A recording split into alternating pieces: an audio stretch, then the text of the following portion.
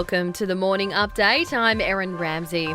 World leaders will be asked to back Australia's fight against Facebook over media bargaining laws. Prime Minister Scott Morrison is raising the issue with India's Prime Minister overnight and will discuss the ban on sharing Australian news content with other countries.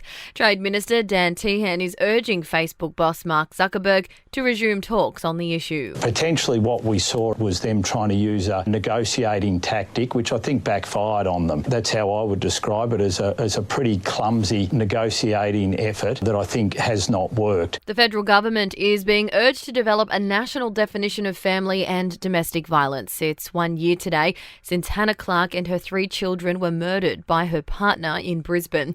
Labor Senator Jenny McAllister says Queensland is looking to criminalise coercive and controlling behaviour, and the federal government needs to play a role. A national definition of domestic abuse, which included coercive control, would be a really important starting point to make sure that all of our government services are responding to this very important issue. Syringes designed to extract the maximum amount of the coronavirus vaccine won't be available when the national rollout begins on Monday. The so-called low dead space syringes are designed to minimise waste during an injection. Australia is still waiting on a delivery amid a global shortage. And former Prime Minister Malcolm Turnbull says women are systematically treated with disrespect at Parliament House in Canberra. Mr Turnbull says the rape allegations involving ministerial staffer Brittany Higgins shows Parliament is still behind the times. Women are treated with disrespect regularly, I would say almost institutionally, in Parliament. In a way, it reminds me of the corporate world in the 1970s. To sport, Novak Djokovic is into its 9th Australian Open final after beating qualifier Aslan Karatsev in straight sets. Djokovic will play the winner of tonight's second semi-final between Daniil Medvedev and Stefanos Tsitsipas. In cricket, New South Wales is trailing Victoria by 13 runs going into day 3 of the Sheffield's Shield match at the SCG. The Blues are 1 for 22 after bowling the Vicks out for 200.